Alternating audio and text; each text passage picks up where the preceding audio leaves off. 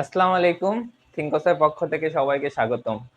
আজকে আমাদের জটিল সংখ্যার সেকেন্ড লেকচার এবং আজকে আমরা দুইটা ছোট কিন্তু খুব ইম্পর্টেন্ট টপিক শিখব। এগুলা মোস্টলি এমসিকিউ এবং সিকিউ এর কতে আসে, ঠিক আছে? তো টপিকগুলো শর্ট হইতে পারে বাট অনেকটা ইম্পর্টেন্ট, কারণ আমাদের ছোট ছোট মার্কও অনেক গুরুত্বপূর্ণ ভূমিকা রাখে পরীক্ষায়, ঠিক আছে? ওকে, শুরু করি।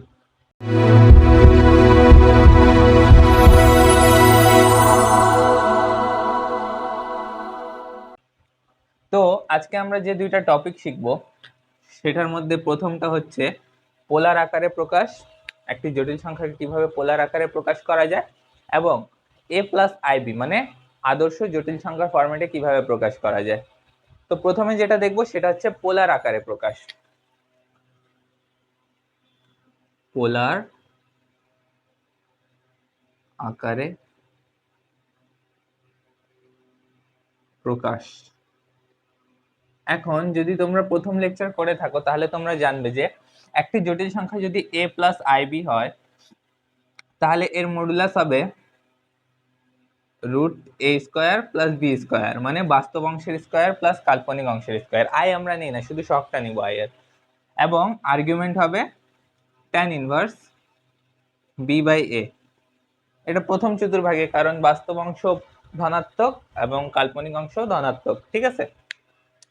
তো এটা হচ্ছে আমাদের আর্গুমেন্ট। যদি দ্বিতীয় চতুর্ভাগে হয়তো আরো সূত্র আছে, তৃতীয়র জন্য আরো আছে, চতুর্থের জন্য আরো, ওগুলো আমরা প্রথম ক্লাসে দেখছি, ঠিক আছে? এখন এই জটিল সংখ্যাকে যদি তোমাকে পোলার আকারে প্রকাশ করতে বলে তাহলে পোলার আকারের প্রকাশটা হবে r into cos theta plus i sine theta. এখানে আরটা বুঝতেছো তো, আমার যে মডুলাসটা বের হবে সেটার সাথে গুণ হবে এই যে আর্গুমেন্টের কোসাইন প্লাস আই ইন্টু আর্গুমেন্টের সাইন, ঠিক আছে?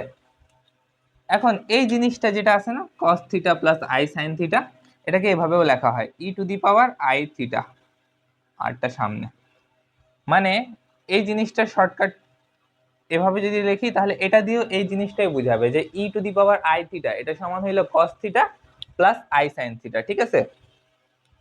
এখন যদি তোমাকে কেউ বলে দেয় যে একটা জটিল সংখ্যার পোলার ফরম্যাট হচ্ছে 4 e to the power i pi by 3, তাহলে তুমি কি বুঝবা? এটা দিয়ে বুঝে যাবে যে ওই জটিল সংখ্যার মডুলাস হচ্ছে 4 এবং আর্গুমেন্ট হচ্ছে পাই বাই 3, এবং এটা হচ্ছে পোলার আকারে প্রকাশ, যাকে আমরা এভাবে লিখতে পারি cos pi by 3 plus i sine pi by 3, ঠিক আছে? তাহলে এটা হচ্ছে একটা জটিল সংখ্যার পোলার আকারে প্রকাশ। এখন যে কোনো জটিল সংখ্যা যদি এভাবে দেওয়া থাকে তাহলে তুমি খুব ইজিলি বুঝতে পারবা কোন জিনিসটা বোঝাচ্ছে, এবং যদি এভাবেও দেওয়া থাকে তাহলে তুমি পোলার আকারে বের করতে পারবা, ঠিক আছে? চলো আমরা একটা কোয়েশ্চেন সলভ করি যেটা ঢাবি 15-16 অ্যাডমিশন টেস্টে আসছিল। ওকে, তোমরা স্ক্রিনশট তুলে নাও। 1 2 3। ওকে, মুছলাম, হ্যাঁ।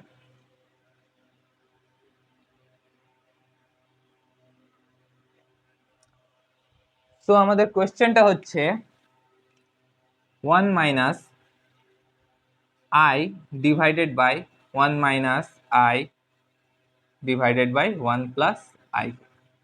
এটা এসেছিল ঢাবি 15-16 অ্যাডমিশনে, ঢাবি 15-16 অ্যাডমিশনে। এখানে আমাদের চাইছে কি, আমাদের এটা দেওয়া ছিল আর বলছে এই জটিল সংখ্যাকে পোলার আকারে প্রকাশ করো। তাহলে পোলার আকারে প্রকাশ করতে গেলে মাস্ট আমার মডুলাস জানা থাকা লাগবে এবং আর্গুমেন্ট জানা থাকা লাগবে। তাহলে এই সংখ্যাকে আগে আমি ভালো ফরম্যাটে আনি, একটু বিদঘুটে হওয়া আছে, এটাকে আমি ভালো ফরম্যাটে আনবো, তারপর মডুলাস ও আর্গুমেন্ট বের করব। জাস্ট বেসিক ক্যালকুলেশন করো, 1 মাইনাস আই, নিচে এই দুইটা সংখ্যার লসাগু হবে 1 প্লাস আই, এবং 1 এর সাথে গুণ করলে হবে 1 plus i minus i, plus i minus i cancel, তাহলে 1 minus i divided by 1 minus 1 plus i, 1 divided by 1 plus i. আচ্ছা, ভগ্নাংশ আছে, একটা সংখ্যার নিচে ভগ্নাংশ থাকলে পরের লাইনে সেটা উল্টে যায় না? পরের লাইনে হবে 1 minus i into 1 plus i, তাহলে 1 minus i 1 into 1 i minus প্লাসে minus i i i square. প্রথম ক্লাস যদি করে থাকো তাহলে তোমরা ওখানে দেখছো যে i সমান ছিল √-1, তাহলে i স্কয়ার কি হবে, শুধু -1, তাহলে 1 মাইনাস মাইনাস i -1, তাহলে মাইনাসে মাইনাসে প্লাস, 1 আর 1 যোগ করলে 2 - i। তাহলে এই জিনিসটার আমরা সরল ফরম্যাট পাইলাম 2 - i। এখন এটার আমরা আর্গুমেন্ট বের করব, মডুলাস বের করব, তারপর আমরা পোলার ফর্মটা পেয়ে যাব। তাহলে তোমরা স্ক্রিনশট দিলে না, আমি এটা মুছে দিব এখন। 1 2 3, ওকে।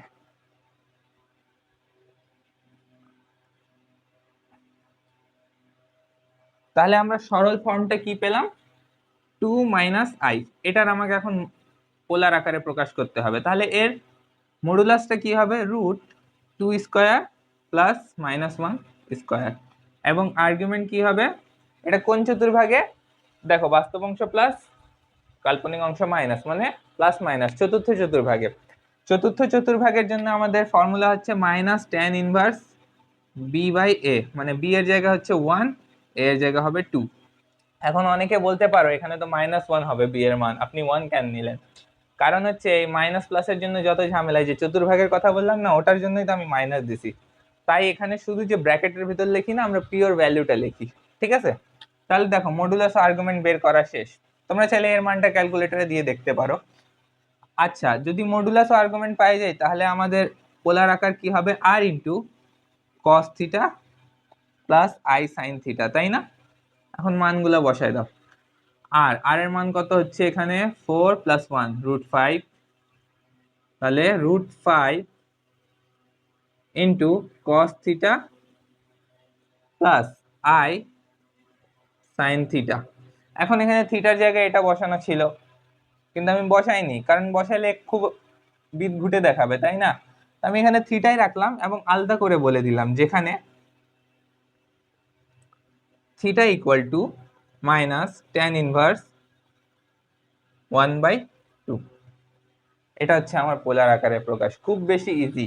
এগুলো আসে আমাদের ক বা এমসিকিউতে, ক্ষয়ের জন্য এত সহজ জিনিস দিবে না, ঠিক আছে? গতে তো দেওয়ার কথাই আসে না, ঠিক আছে?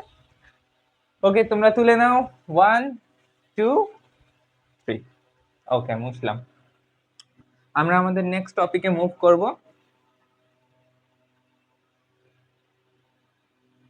নেক্সট টপিক হচ্ছে যে একটি জটিল সংখ্যাকে a প্লাস আইবি এই ফরম্যাটে কিভাবে বানানো যায়। এখন এটা হচ্ছে আমাদের একটা জটিল সংখ্যার আদর্শ ফরম্যাট। আদর্শ ফরম্যাট কেন বলতেছি, একটা বাস্তব অংশ একটা কাল্পনিক অংশ, ঠিক আছে? এটাই হচ্ছে একটা জটিল সংখ্যার আদর্শ ফরম্যাট, যেখানে একটা বাস্তব ও একটা কাল্পনিক অংশ থাকবে। এখন আমরা যদি একটা জটিল সংখ্যা এভাবে না দেওয়া থাকে তাহলে এভাবে বানাবো, তার আগে তোমাকে একটা জিনিস জানতে হবে, সেটা হচ্ছে অনুবন্ধী জটিল সংখ্যা। অনুবন্ধী জটিল সংখ্যা এই জিনিসটা কি? যদি তোমাকে একটা জটিল সংখ্যা কেউ বলে দেয়, ধরো বললো a প্লাস আইবি, তাহলে বললো এর অনুবন্ধী জটিল সংখ্যাটা কি হবে? খুব ইজি, জাস্ট যে i এর সামনে যে চিহ্নটা থাকবে না, সেটা চেঞ্জ করে দিলেই এই সংখ্যার অনুবন্ধী জটিল সংখ্যা পাওয়া যাবে। তাহলে কেউ যদি বলে -3 + 5i, এটার অনুবন্ধী জটিল সংখ্যা কি হবে? বাস্তব অংশকে কিচ্ছু করার দরকার নাই, ওটা ওভাবেই থাকবে, জাস্ট i এর সামনের চিহ্নটা চেঞ্জ হয়ে যাবে, এই যে, ঠিক আছে? এটা হচ্ছে অনুবন্ধী জটিল সংখ্যা। এটা বললাম কেন, এটা আমাদের লাগবে এখন আমরা যখন a প্লাস আইবি ফরম্যাটে প্রকাশ করতে যাব, ঠিক আছে? তোমরা স্ক্রিনশট নাও, 1 2 3, সহজ টপিক এটা। ওকে, আমরা কোশ্চেনটা সলভ করি। কোশ্চেনটা সলভ করার মাধ্যমে আমরা শিখবো a প্লাস আইবি আকারে কিভাবে প্রকাশ করা যায়। তাহলে আমার কোশ্চেনটা যদি আমি একটু দেখি, আমার কোশ্চেনটা হচ্ছে 3 + 2i 5 - 7i। দেখো, এটাকে বলছে a প্লাস আইবি আকারে প্রকাশ করো। কেন বলছে? কারণ এখানে একটা বাস্তব একটা কাল্পনিক একটা বাস্তব, মানে দুইটা জটিল সংখ্যা ভাগ আকারে আছে। তাহলে আমাকে এখানে একটা জটিল সংখ্যা বানাইতে হবে যার একটা মাত্র বাস্তব একটা মাত্র কাল্পনিক অংশ থাকবে। তাহলে নিয়ম কি? নিয়মটা হচ্ছে, হর যে আছে না, হর এর অনুবন্ধী জটিল সংখ্যা দিয়ে উপরে নিচে গুণ করব। তাহলে 5 - 7i ছিল, এর অনুবন্ধী জটিল সংখ্যা কি হবে, 5 + 7i। এটা দিয়ে নিচে গুণ, এটা দিয়ে উপরে গুণ, এবার ক্যালকুলেশন করি, দেখো নিচে a minus b a plus b, সূত্র হচ্ছে a square minus b square, এবং এ দুইটা গুণ করো তো, 3 into 5 15 plus 3 into 7 21i plus 2 into 5 10i 2i plus 7i 14i square. তাহলে আবার দেখো আই স্কোয়ারের ভ্যালু কত ছিল, -1 না, কিছুক্ষণ আগে দেখে আসছি, তাহলে এটা 14i স্কোয়ার হয়ে যাবে -14, তাহলে 15 - 14 আর 21টা আই 10টা আই টোটাল হয়ে যাবে 31টা আই। আর নিচে দেখো 5 স্কোয়ার মানে 25 আর 7 কে স্কোয়ার করলে হয় 49i স্কোয়ার।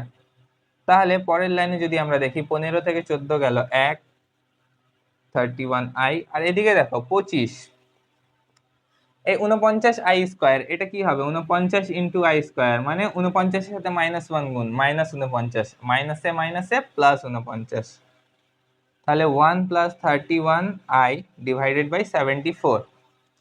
এখন আমরা চাইলে হরকে আলাদা আলাদা লিখতে পারি না, 1/74 প্লাস 31i/74।